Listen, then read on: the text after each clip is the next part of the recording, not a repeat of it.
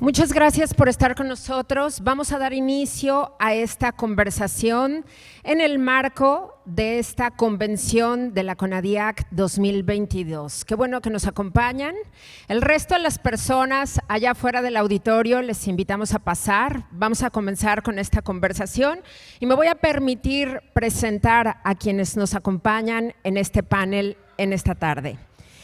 Gustavo de Hoyos Walter es licenciado en Derecho por la Universidad Autónoma de Baja California y en Administración de Empresas por CETIS y Universidad, donde obtuvo la maestría en Derecho Corporativo e Internacional. Funge como director general de la empresa de servicios legales de Hoyos y Avilés, con operación multirregional en México, y participa en empresas de proveeduría industrial, comercialización de activos financieros, infraestructura urbana y servicios de hospitalidad.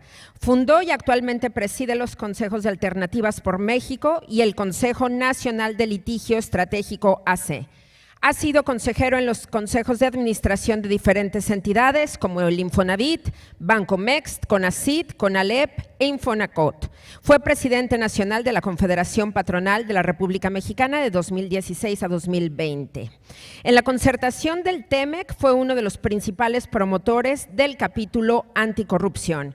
Es uno de los principales líderes de opinión en México, siendo articulista invitado en los diarios Reforma, Excelsior, El Universal, El Financiero, El Sol de México y El Economista, así como de las revistas Expansión, Proceso, Abogado Corporativo, Mundo Ejecutivo y Alto Nivel. Sus posicionamientos y opiniones tienen una alta incidencia y frecuentemente forman tendencias en las redes sociales.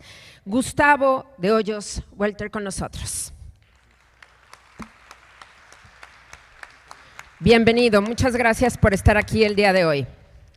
Nuestro otro invitado es ingeniero civil por la Universidad Iberoamericana, cuenta con 2 maestrías en la Universidad de Stanford, una en Ciencias de Ingeniería con especialidad en sistemas y la otra en Administración de Empresas con especialidad en finanzas, así como un doctorado profesional en Dirección de Proyectos de Ingeniería, también por la Universidad de Stanford. También cuenta con una maestría en Gobierno y Políticas Públicas por la Universidad Panamericana, Campus Guadalajara. Es fundador y presidente del Consejo de Administración de CompuSoluciones, una empresa integradora mayorista de soluciones de tecnología de información y comunicaciones, y desde enero de 2021 es presidente nacional de Coparmex. Con nosotros, José Medina Mora y Casa.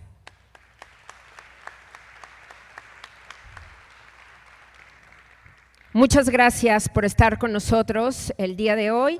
Les agradecemos, por supuesto, que nos permitan tener esta conversación con ustedes en este entorno económico que es muy complejo para nuestro país, pero que, sin embargo, nos está presentando retos muy específicos y retos que realmente se antoja poder llevar y se antoja enfrentar. Entonces, yo quisiera empezar con ustedes preguntándoles el día de hoy acerca del contacto real y eficaz entre representantes empresariales y los diferentes niveles de gobierno.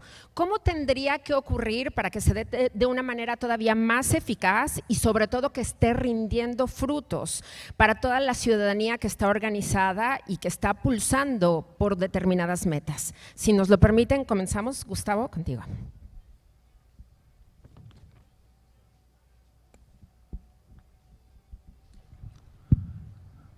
Antes que nada, muy buenas tardes, gracias por la invitación, felicidades por esta gran convención en la parte seria y en la no tan seria como ayer en la noche, que qué buena fiesta tuvimos y un gusto la verdad compartir este panel con mi presidente nacional de Coparmex, José Medina Mora. Yo de esta pregunta voy a hablar muy poquito, porque el señor es quien representa a los empresarios de México. Solamente decirles un poquito con una vista a 30,000 pies que si algún sector tiene una grave responsabilidad de ocuparse del porvenir, es nuestro sector, el sector privado. Y lo digo no refiriéndome solamente a las grandes empresas del país, que claro que las necesitamos, me refiero más que nada a cada uno de ustedes que en sus comunidades, en sus ciudades, ejercen un liderazgo importante, no solamente económico, sino también moral sobre lo que ocurre en su entorno. Yo creo que los empresarios, las empresarias, desde luego que tenemos una responsabilidad primordial de ocuparnos de nuestros colaboradores, de nuestros clientes, de nuestros proveedores, de pagar nuestros impuestos, del medio ambiente, pero tenemos una responsabilidad irrenunciable con el porvenir.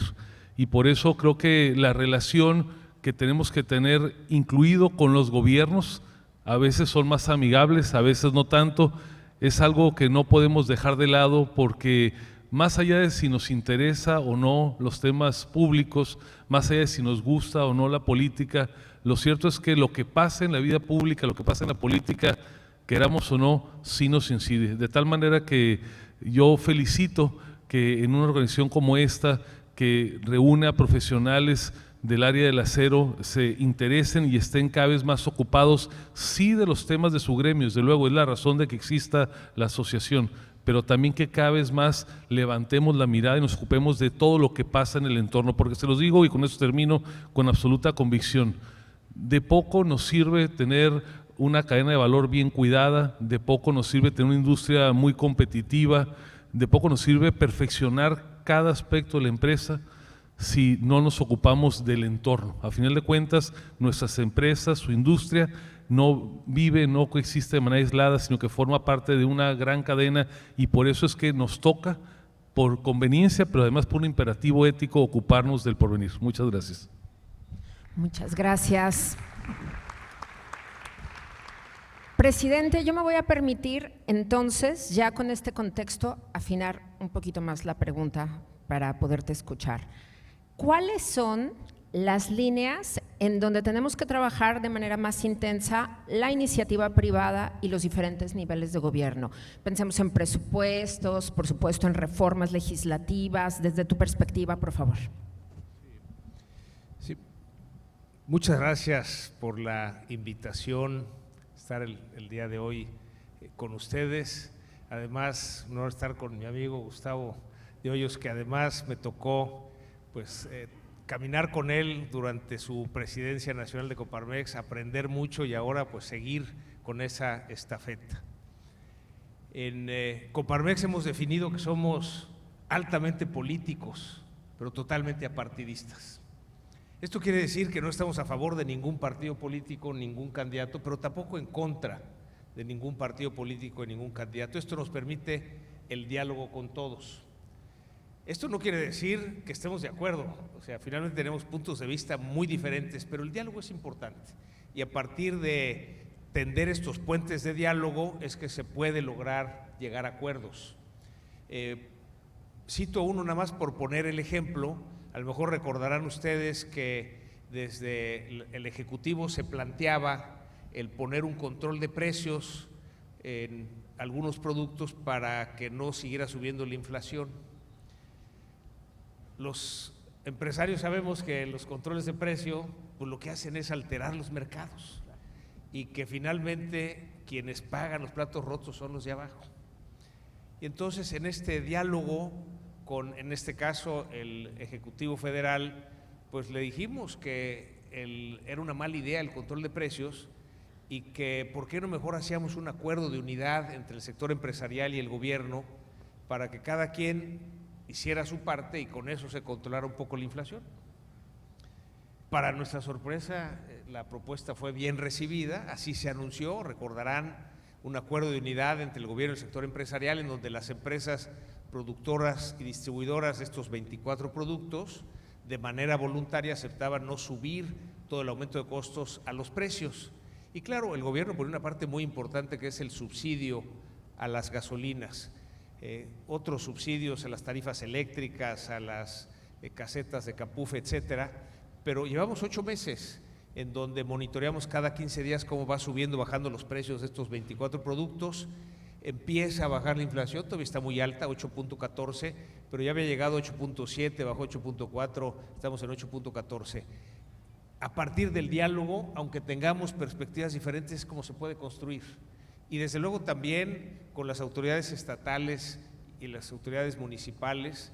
En Coparmex tenemos presencia en 103 ciudades de la República, y en cada una de las visitas a los centros empresariales buscamos este diálogo con los gobernadores, con los alcaldes, Algunos son más abiertos para tener el diálogo, independientemente de qué partido sean, buscamos el diálogo con todos. Y una vez que logramos abrir esos puentes de comunicación, entonces podemos en ese diálogo establecer, plantear propuestas, como les decía, a veces nos hacen caso, a veces no, pero no dejamos de señalar lo que está mal y de siempre hacer una propuesta acompañada de eso que vemos que está mal. Muchas gracias, presidente. Gustavo de Hoyos, a mí me gustaría plantearte a continuación, pues, todo el trabajo que tú has venido haciendo, no solamente cuando era el TLC, sino ahora con el TEMEC, que sabemos que tú estuviste ahí además pulsando porque ocurriera en circunstancias de lo más justas para nuestro país. Yo quiero preguntarte en particular, ¿cuál crees que es el posicionamiento de México en estos momentos? Y sobre todo, ¿qué tendríamos que estar haciendo desde la iniciativa privada para que esa relación que nuestro país tiene con Canadá y con los Estados Unidos, que sabemos que es tan importante, cada vez se fortalezca más, ¿sí?, en paralelo de lo que vaya construyendo el gobierno mexicano? Miren, empiezo diciéndoles que no tengo ninguna duda que la más importante política pública que ha tenido en décadas nuestro país es, sin duda, el Tratado de Libre Comercio y ahora su nueva versión, el TEMEC. No hay una sola ley, una sola política que haya tenido la capacidad de transformar tan profundamente nuestro país. Desde luego en lo económico, sin duda, pero incluso diría en aspectos sociales y culturales. Destaco aquí algo que pocas veces reflexionamos. Si se fijan, a pesar de estas escaramuzas recientes en las que nos ha metido el gobierno federal, México es de los pocos países donde incluso a nivel ideológico, entre los que piensan distinto, entre los llamados antípodas de la política, la convicción de la integración norteamericana no está a discusión. Si ustedes observaron cuando fue la última campaña presidencial, el único tema que no generó disensos fue la conveniencia de estar integrados en Norteamérica. Y eso es una gran fortaleza para nuestro país, que más allá de gobiernos de centro, de izquierda, de derecha, va o viene un partido, tengamos claridad en el rumbo de la conveniencia de profundizar en nuestra integración norteamericana. Su industria se ha transformado de manera dramática a raíz de esa integración, pero lo mismo ha pasado en la agricultura, lo mismo ha pasado en la industria aeroespacial y en prácticamente cualquier sector, hasta los servicios legales en los que yo participo. La pregunta es, ¿qué sigue? ¿Cuál es el siguiente paso? Sin duda México es el que más ha salido beneficiado de esta integración. Le ha ido bien a Canadá, le ha ido bien a los Estados Unidos, pero especialmente nos ha ido bien a México. Por eso me parece que después de este avance ya de décadas, después de que sobrevivimos al trumpismo con el TEMEC, porque acuérdense que esa renegociación fue para evitar que se rompiera el tratado por los excesos nacionalistas del gobierno de Donald Trump. Ahora lo que tenemos que pensar, ya que esa polvadera se fue, ¿qué es lo que sigue?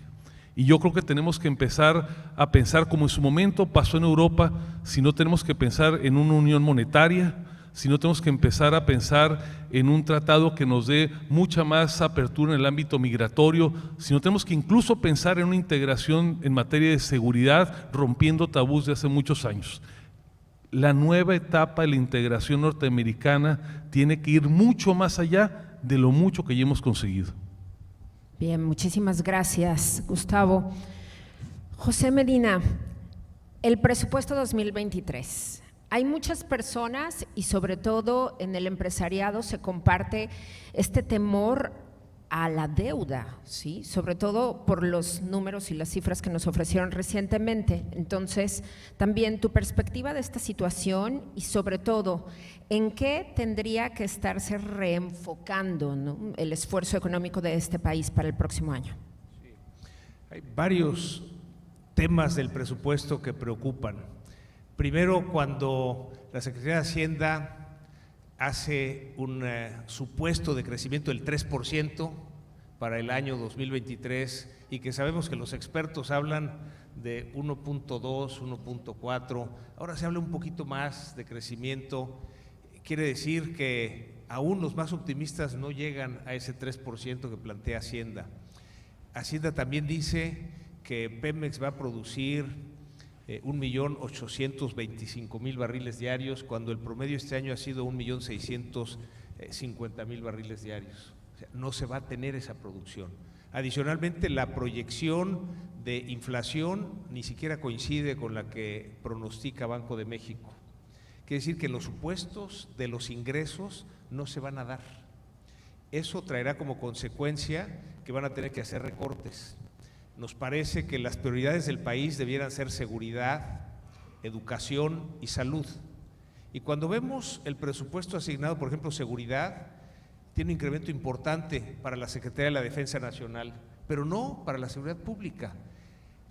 Si queremos realmente recuperar ese México en paz que todos queremos, habría que empezar por fortalecer a las policías municipales y estatales. Este fideicomiso que existía, el Fortaseg, el Fortamun, que permitían a los municipios recursos para fortalecer a sus policías, pues ya los desaparecieron. Y el presupuesto 2023 no tiene recursos para ese fortalecimiento. Entonces lo que esperamos en seguridad es que se siga deteriorando, sigamos teniendo este entorno de creciente inseguridad. En la parte de educación, los pocos recursos, sí hay un pequeño aumento, un 4% de aumento, pero no es suficiente para recuperar la infraestructura educativa, que durante 2 años de la pandemia quedó abandonada. En salud hay un pequeño aumento, sin embargo, todavía no recuperamos esos 15 millones de mexicanos que tenían acceso a la salud gracias al Seguro Popular y que cuando desapareció, pues ya no tienen acceso a la salud. Entonces, las prioridades de un país se ven en el presupuesto y consideramos que debieran ser seguridad, educación y salud, y no son. Vemos el presupuesto al Tren Maya, a Dos Bocas, a los programas sociales, y no estamos en contra de los programas sociales. Se requiere, sobre todo en una realidad de pobreza que vivimos en el país, en donde de 130 millones, 56 millones de mexicanos viven en condición de pobreza. Claro que se requieren los programas sociales. Sin embargo, consideramos que debieran tener un objetivo diferente. En lugar de regalar el dinero, el objetivo debiera de ser el ayudar a las personas que están en condición de pobreza a salir de esa condición. Y finalmente cierro con la parte de la deuda. Se ha mantenido abajo del 50% del Producto Interno Bruto, y eso se ha dicho que está bien, es manejable la deuda externa, eso es cierto, la calificación crediticia se ha mantenido. Sin embargo, ha aumentado la deuda, aunque se dice que no se está endeudando el país, sí se está aumentando esta deuda, y desde luego, ¿hacia dónde se está yendo? Simplemente en el presupuesto 2023 de 8 billones de pesos, hay 7 billones de ingresos, 1.2 billones de deuda adicional, y que además, como no se van a dar los ingresos por los supuestos optimistas, quiere decir, ya no podrán contratar deuda porque eso solo lo autoriza el Congreso, pero sí tendrán que recortar. Desde la ciudadanía, ¿qué tenemos que hacer? Preguntabas, María, tenemos que exigir, digamos, rendición de cuentas, transparencia y rendición de cuentas. Es algo que como ciudadanos a veces nos olvida, pero es una gran herramienta. El gobierno tiene los recursos que todos nosotros le damos con nuestros impuestos, entonces nos toca exigir esa transparencia en qué se utilicen los recursos y que nos rindan cuentas. Hay muchos observatorios ciudadanos de gobernador cómo vamos, alcalde cómo vamos, y no les gustan a las autoridades, pero lo tenemos que hacer desde la ciudadanía. Bien, muchísimas gracias, presidente. Va una pregunta para los dos, ¿sí? Al respecto del entorno electoral que viene ya. Para 2023 tenemos elecciones en el Estado de México y en Coahuila, y evidentemente las elecciones presidenciales de 2024 también son fundamentales. Entonces, las alianzas políticas competitivas y por supuesto en un escenario que nos permita ver una justa electoral pues más equilibrada. Entonces yo quisiera escucharles al respecto de su opinión de estas agrupaciones que ya se están dibujando. Gustavo, por favor.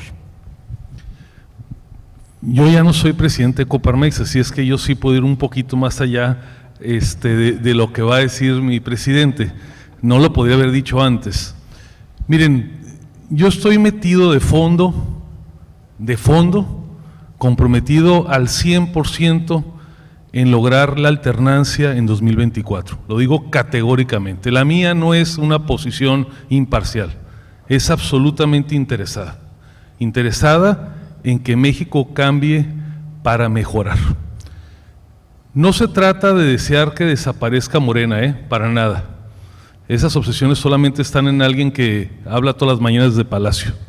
Se trata de hacer realidad una vez más algo que yo creo que ya es una costumbre mexicana virtuosa, que es la capacidad de alternar, la capacidad de cambiar.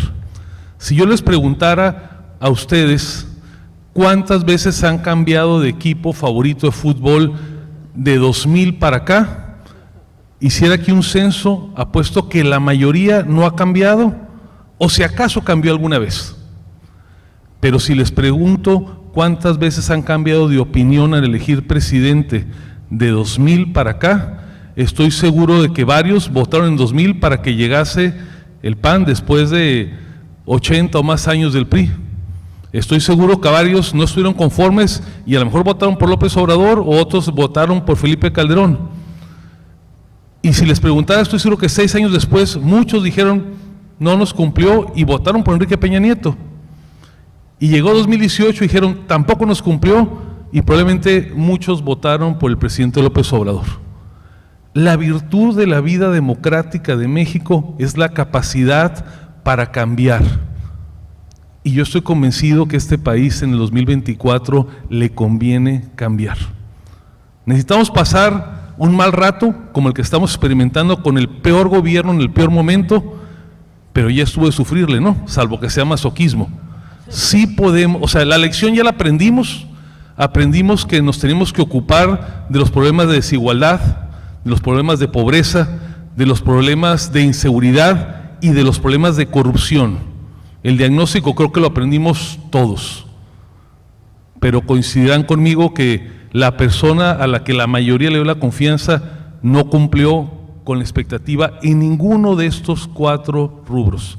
Hoy México es un país con más pobres, es un país más desigual, dolorosamente es un país con mucha más inseguridad, y son los datos del gobierno, no mis convicciones, y ahora nos enteramos, y si no lean la primera plana de reforma, que no eran iguales que los anteriores, que son peores de corruptos.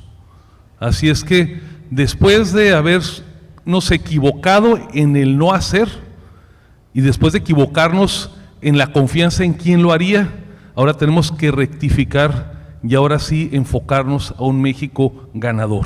Yo estoy convencido que es la hora de la ciudadanía y más allá de partidos, más allá de cómo se llame la coalición, llévense este mensaje, nos toca de nuevo cambiar. Muchas gracias. Por favor, presidente, tu reacción a este mismo tema. Sí.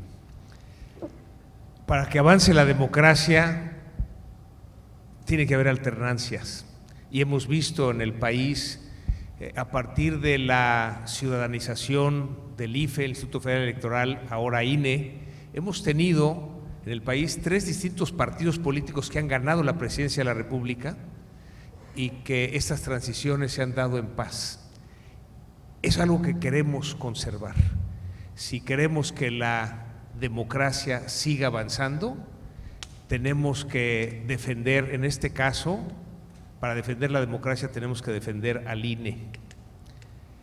Es por eso que desde Coparmex y desde la ciudadanía hemos emprendido y pues desde hace ya muchos años, hace como 4 años que hubo cambio de consejeros del INE y desde luego salimos con esa plataforma Yo Defiendo al INE, asegurarnos que se respetara el proceso de nombramiento de los nuevos consejeros, se van cambiando de 4 en 4, esto da continuidad y da también renovación al Consejo del INE.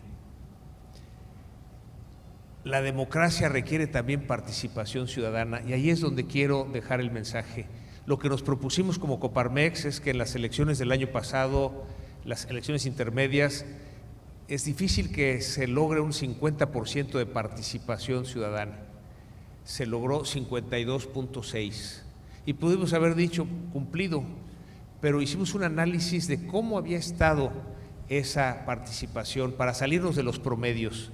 Lo que encontramos es que a mayor escolaridad es mayor la abstención. Uno pensaría que debe ser al revés, ¿no? Tienes más estudio, eres más consciente de qué necesita el país, vas y participas, pues al revés. Segundo, a mayor nivel social es mayor la abstención. A mayor nivel económico es mayor la abstención. Es decir, las clases medias, medias altas, son las que menos salen a votar. A nivel de género es mayor la abstención en los hombres. Las mujeres son más responsables y van a votar más. A nivel grupos de edad, y esto es para llamar la atención, jóvenes de 18 a 35 años es donde hay más abstención. Excepto aquellos que van a votar por primera vez, les gusta estrenar su credencial de elector. Tenemos que hacer algo con los jóvenes para que participen. Y finalmente, geográficamente, del centro del país hacia el norte, los estados más desarrollados es donde hay más abstención. Si queremos que la democracia siga avanzando, tenemos que participar. Y la participación no es nada más ir a votar el día de la elección, claro, ahí se va a manifestar, pero tenemos que lograr una mayor participación de la ciudadanía en general. En las democracias avanzadas, los ciudadanos participan entre 5 y 7 organizaciones de la sociedad civil. En México participamos en menos de una. Esa es la oportunidad que tenemos. Si queremos que la democracia siga avanzando, tenemos que participar. A lo mejor recuerdan en las elecciones intermedias qué pasó en las alcaldías ponientes de la Ciudad de México y en las alcaldías de la zona metropolitana del Estado de México. ¿Por qué hubo esa alternancia? ¿Por qué ganó la oposición? Hubo participación entre el 60 y el 70% en esas alcaldías. Es más, la participación en la Ciudad de México fue tan copiosa que si hubiera habido elección a jefe de gobierno en la Ciudad de México, hubiera ganado la oposición, por primera vez desde el 94 que ha ganado la izquierda. Es natural en la democracia que haya alternancia, pero para que eso suceda tiene que haber participación. Y el compromiso que tenemos que tomar cada uno de nosotros como ciudadanos es impulsar a que la gente participe. Y más allá de decirle que vote por un partido o no vote por otro, hay que decirles, ve a votar, ve a ejercer ese derecho ciudadano y vota por aquel candidato o candidata que te parezca la mejor opción, pero ve a votar. Si logramos que la gente se active y vaya a votar, la democracia seguirá avanzando. Y por cierto, un llamado de atención, estamos ahorita ante el riesgo de que le quiten al INE ese ser árbitro neutral. Hicimos en Coparmex una activación en el estadio de las Chivas, en donde hacíamos esta analogía del sistema electoral con el fútbol. Los ciudadanos somos los espectadores, estamos viendo un partido de fútbol, hay dos equipos que son rivales, son los partidos políticos y sus candidatos. Lo esencial es que haya un árbitro neutral.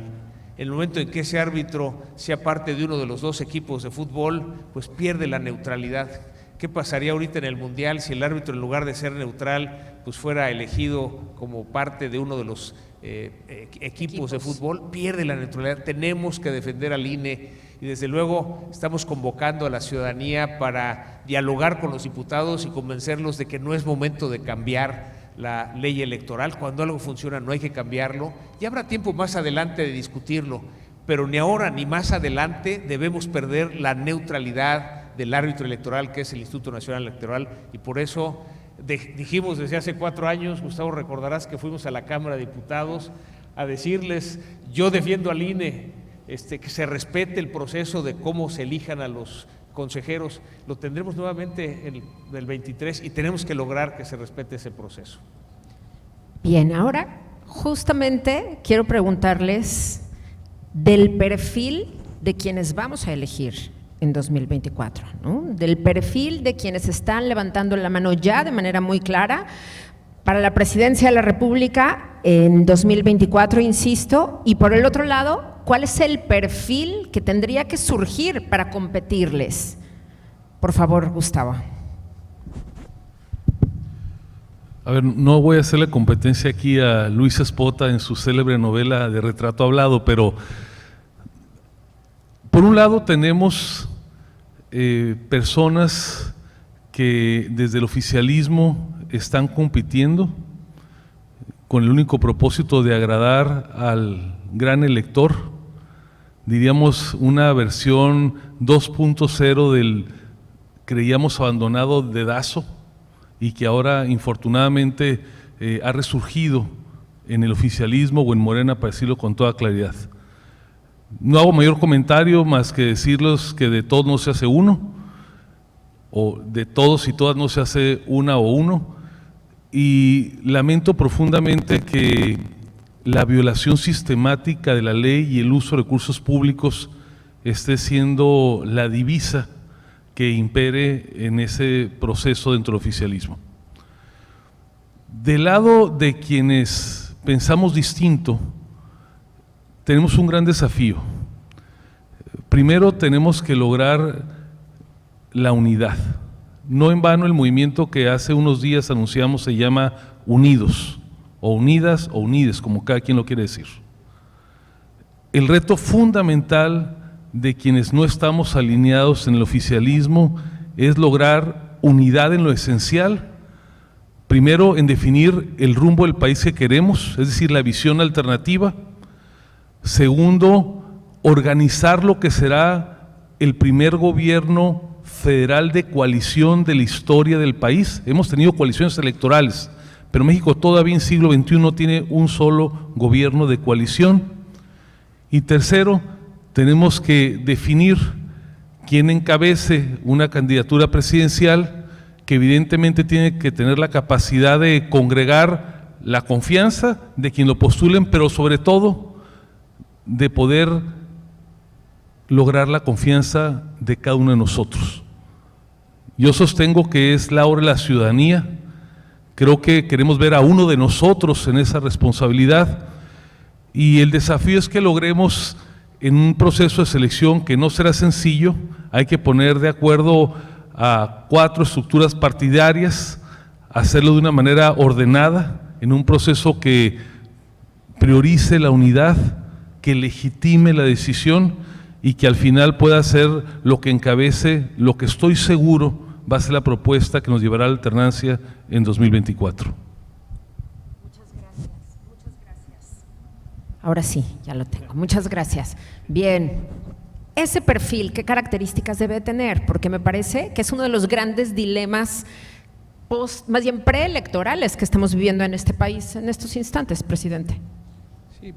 En este país hemos venido de un tiempo en donde un solo partido político ganaba todas las elecciones, que fue cuando como país dijimos queremos democracia, fue cuando se ciudadanizó el IFE, comentábamos, ahora INE, y ahora estamos en una situación en donde no sabemos quién va a ganar, ni aún con las mejores encuestas, o por qué diferencia va a ganar.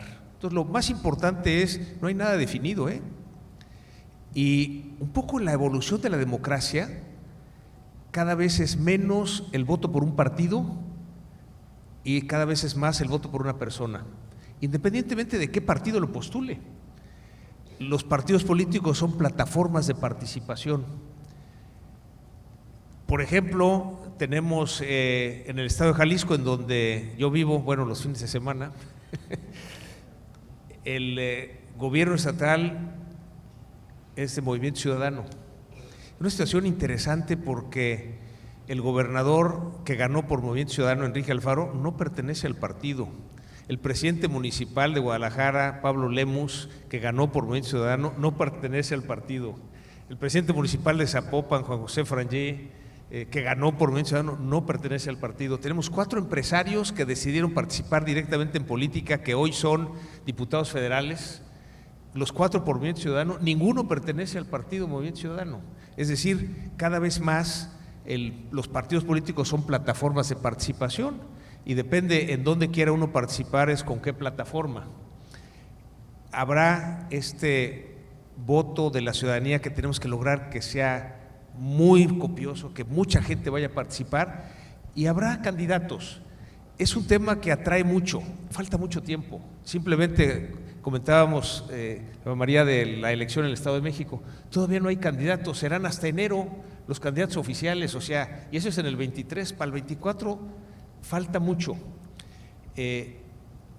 Cada partido político pues estará haciendo su trabajo, las coaliciones hacen su parte y eso presentará un menú a la ciudadanía de donde podamos escoger. Es muy importante en lo que tú comentas, Eva María, perfil, pues volteemos a ver esos candidatos que han hecho, qué puestos han tenido, qué resultados han tenido, y de acuerdo con eso podemos hacer una evaluación, que saben que no es muy diferente a cuando en el proceso dentro de las empresas vamos a escoger a un directivo y vemos qué ha hecho, ¿no? En dónde se ha desempeñado, qué resultados ha tenido, y entonces con base en eso podemos tomar una decisión. Tiene que ser una decisión informada, y eso sí nos toca hacerlo desde la ciudadanía. Es importante la participación, pero sobre todo el darnos cuenta que ya es una participación electoral diferente, ya no es por partidos políticos, habrá coaliciones, tanto en el oficialismo como en la oposición, pero lo más importante son los candidatos, más allá de por qué partidos compitan, los candidatos, y ahí sí tenemos que hacer esa tarea los ciudadanos. Muchas gracias.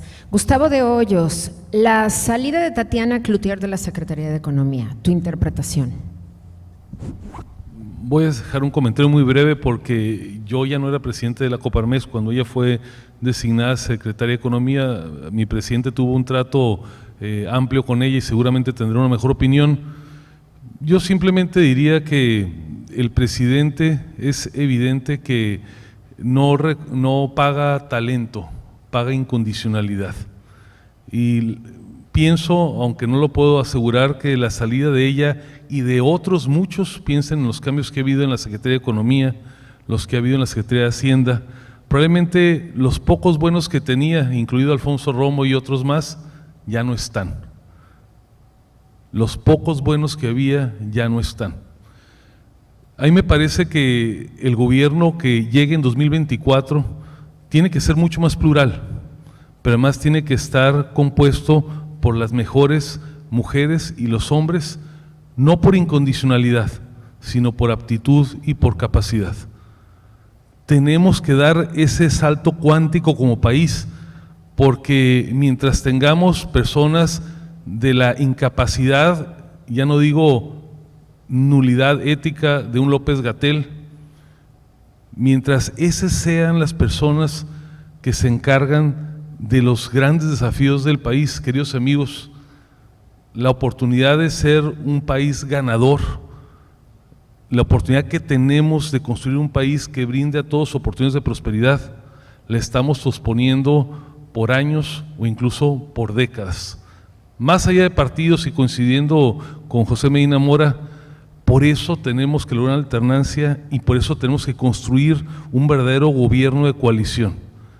Ya vimos en este sexenio que un caudillo no es la solución para el país. No queremos más tiempo donde una sola persona, por impulsos, por decisiones, por pasiones o por deformaciones, nos puede llevar a decisiones tan anárquicas como hacer un tren en la selva o como echar abajo un aeropuerto que está con cuántas toneladas de varilla y de acero, no quiero ni siquiera pensar.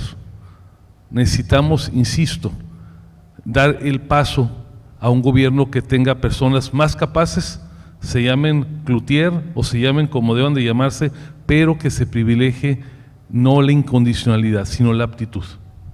Muchas gracias, Gustavo. Presidente Medina Mora, la militarización del país, ¿sí?, como estrategia de seguridad. ¿Cuál fue tu reacción, por supuesto, ante esta aprobación y lo que consideras clave en este tema?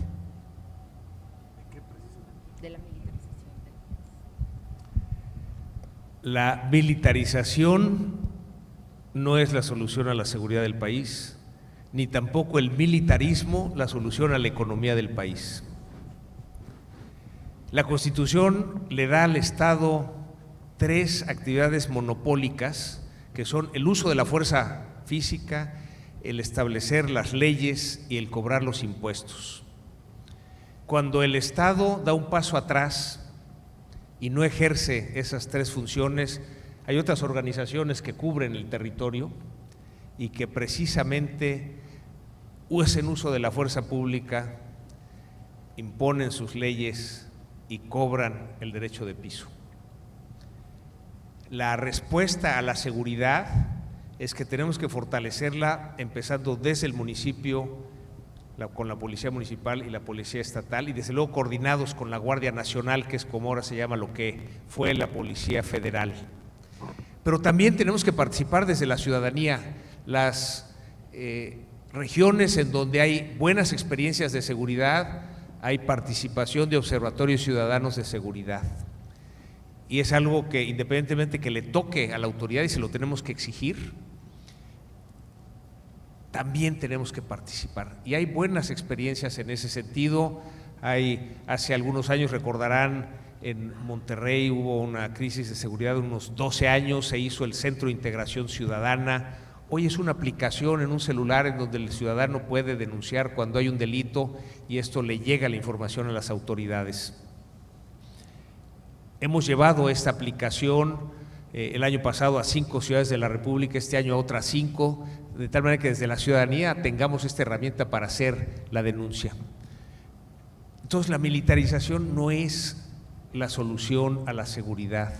Las cifras de aumento de homicidios lo dicen claramente, y desde Coparmex lo hemos señalado con la propuesta de que es momento de detenernos y hacer un cambio en la estrategia de seguridad, o al menos un ajuste a la estrategia de seguridad. Pero nos parece que tampoco el militarismo es un camino, y poner a los militares a construir trenes, a construir aeropuertos, a construir sucursales bancarias, a repartir medicinas, pues es la constructora más grande que hay en el país. Seguramente muchos de ustedes estarán contentos porque están consumiendo acero, pero esto no debiera ser hecho por el ejército, debieran ser las empresas constructoras las que hagan esas funciones. Hasta la seguridad en los aeropuertos la tienen ahora asignada la Marina y el Ejército. Nos parece que ese no es el camino del país. El Ejército está destinado, porque así lo mandata la Constitución, a la seguridad nacional, a protegernos de los peligros internacionales. Sí puede estar asignada temporalmente a otras funciones, como por ejemplo la seguridad pública, que se acaba de aprobar, esa reforma constitucional, que estén el Ejército en las calles hasta el 2028. Nos parece en Coparmex que la pregunta pertinente no es si debieran estar hasta el 24, hasta el 28, sino ¿qué plan vamos a hacer para lograr que el Ejército regrese a los cuarteles sin que se deteriore la seguridad? Porque si no, nada más vamos a estar pateando la fecha en la que esté el Ejército en las calles, y lo que vemos es que el resultado es que no tenemos ese México en paz que todos queremos. Entonces, contestando directamente, la militarización no es la respuesta y tampoco el militarismo. Muchas gracias. Le quedan 2 años al gobierno federal actual, y yo quisiera preguntarles a ustedes cómo ven el escenario económico, no solamente para la ciudadanía, sino particularmente para las empresas. Gustavo, por favor. Uno de los grandes cambios que experimentó nuestro país en los últimos años es lograr la preeminencia de la actividad privada sobre la pública. Hoy, seguramente en números redondos, 8 de cada 10 pesos que se invierten en el país, tal vez 8,5 de cada 10 empleos que tenemos provienen del sector privado. Y hago esta reflexión porque esa fortaleza de la actividad privada es la que nos garantiza que, a pesar de los errores en los gobiernos, el gran navío que se llama México sigue avanzando. No es que ahora no haya los errores que experimentamos en los 70s, aquí los más grandecitos recordarán cómo una mala declaración de un presidente, cómo un error de una política pública nos desbarataba los ahorros de toda una vida, y estoy seguro que más de uno aquí le tocó pagar el precio de esos errores del gobierno. Muchos, incluidos la generación de mis padres, como la de varios que están aquí, vieron perder ahorros de familias enteras, años de trabajos por errores en políticas públicas. No digo que eso no nos pueda volver a ocurrir, digo que tenemos que preservar la fortaleza del sector privado para que en su conjunto siga siendo el principal agente económico del país. Lo que no podemos permitir es que los monopolios del Estado se vuelvan a revivir y que paso a paso, que es el camino al que nos lleva este gobierno, tengamos una omnipresencia, un control creciente sobre actividades económicas. Tenemos que defender la capacidad de emprender y defender nuestras libertades económicas, que es lo que nos da certidumbre como empresarios y posibilidades de bienestar a toda la población. Dejo esta reflexión porque creo que, aunque no tenemos el mejor gobierno, estoy convencido de ello, aunque vemos errores cotidianamente, creo que podemos esperar que en los próximos años, en lo esencial, el país siga, y espero no equivocarme, en el rumbo económico correcto. No esperaría que haya una hecatombe. Creo que el país y sus instituciones van a resistir y por eso las tenemos que defender, pero la reflexión que les dejo es que no nos podemos conformar con eso. Lo que estamos dejando pasar es un gran momento para el país, con la circunstancia geopolítica, con el enfrentamiento de Estados Unidos con China, con Rusia, con las nuevas políticas de las cadenas de valor derivadas en buena parte de la economía post-pandemia. Tendríamos que estar ahorita creciendo a una velocidad impresionante como país. Y lo digo no porque seamos obsesionados de los indicadores económicos, que son importantes, porque cuando hablamos de crecimiento, en realidad de lo que estamos hablando es que este país pueda dejar atrás la pobreza y la desigualdad ancestral, que es lo que nos lacera como nación. Tenemos que hacer mucho más, insisto, para aprovechar esa gran oportunidad que tenemos de construir un México ganador, porque más allá del interés personal, que es legítimo, es la única vía para que nuestro país, el más limitado, el que menos se esfuerce, el que haya tenido menos condiciones, encuentre una oportunidad de bienestar. Muchas gracias. Presidente, tu reacción a este mismo tema. En Coparmex lo que hemos reflexionado es que, contrario a lo que antes pensábamos, que con que hubiera crecimiento económico todo se resolvía, porque cuando hay inversión se da el crecimiento genera empleos, y empleo bien remunerado logra que se distribuya la riqueza. Y justo esa prosperidad de la que hablaba Gustavo es lo que tiene que ser nuestro objetivo. Y cuando volteamos a ver que, a pesar de que sí hemos tenido crecimiento económico en el país en las últimas décadas y que la pobreza y desigualdad, en lugar de bajar, han subido, nos llevó a reflexionar que hace falta algo en el modelo de país.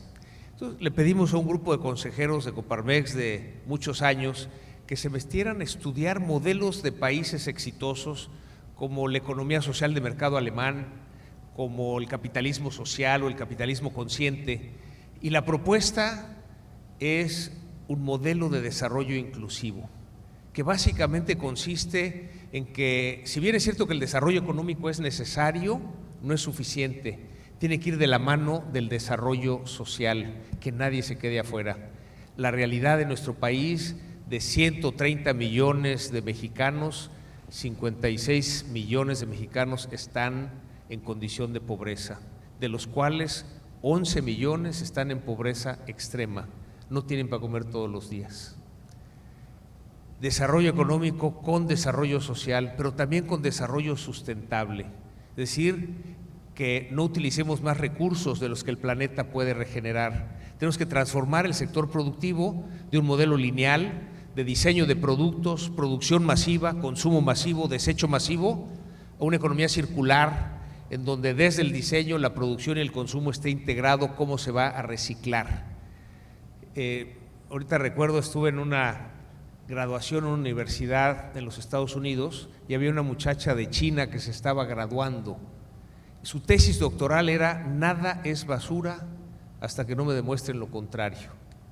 Bueno, pensaba, si así pensáramos en el sector productivo, desde luego produciríamos mucho menos basura.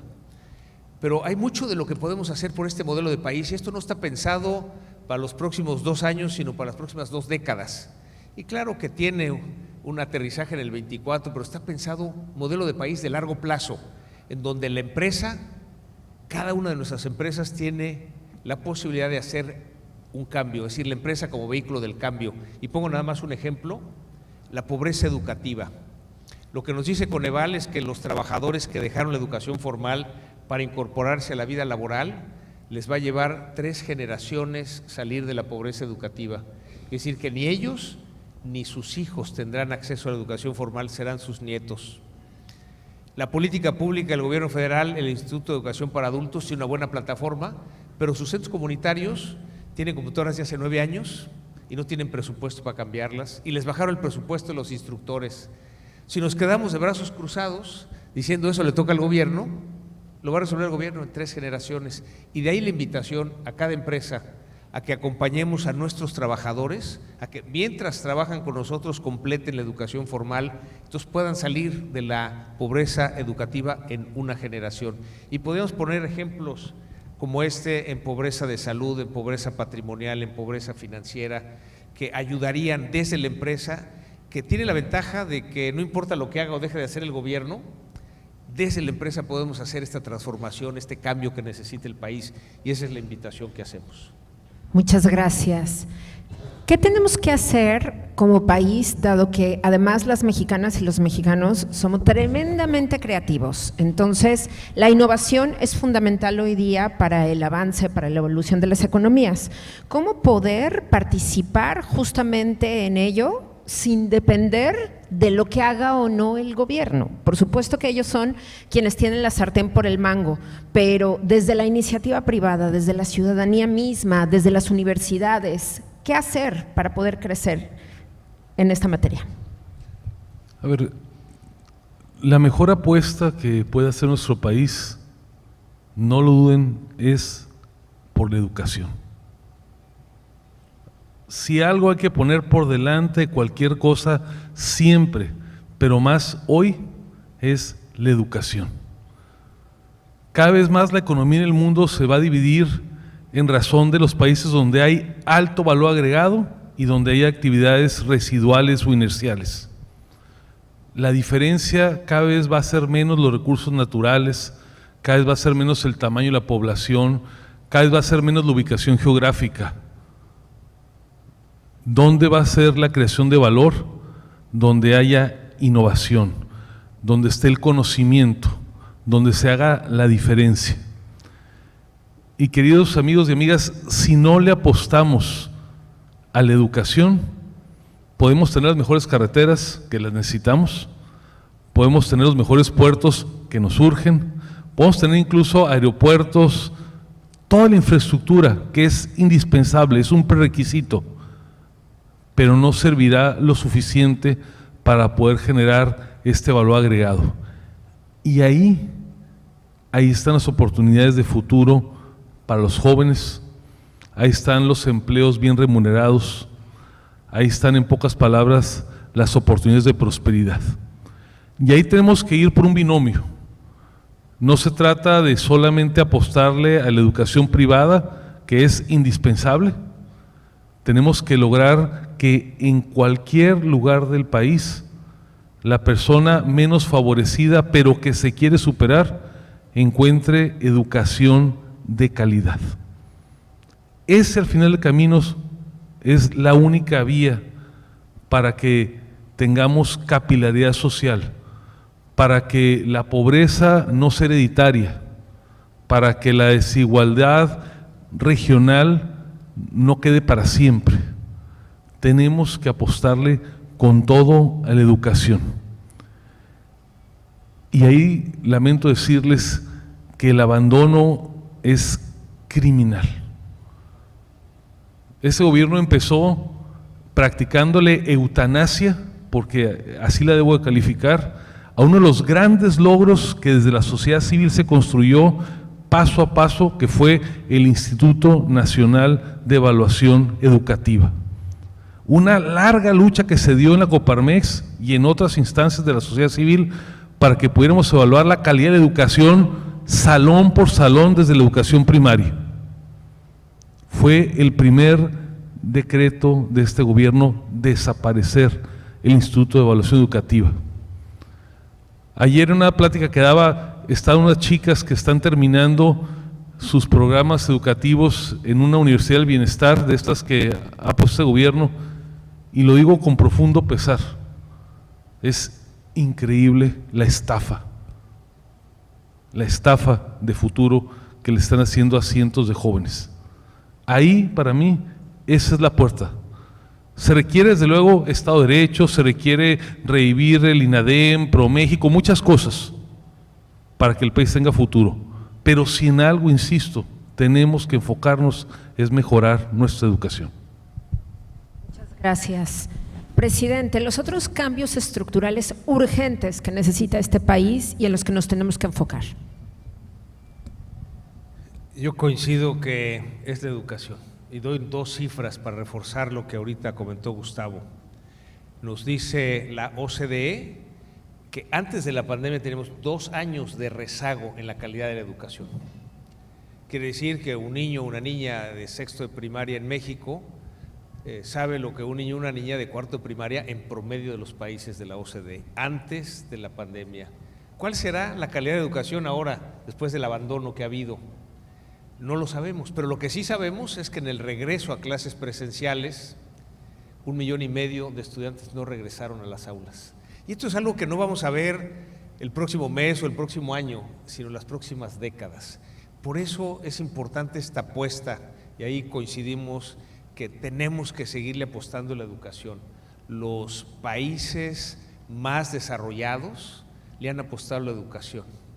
Algo de lo que hemos aprendido es que quieres tener desarrollo económico, apuéstale a la educación, ¿no? Y Finlandia es un gran ejemplo de cómo ha podido tener ese crecimiento económico gracias a la apuesta que hizo hace varias décadas hacia la educación. Y claro, también tenemos que hablar de la salud.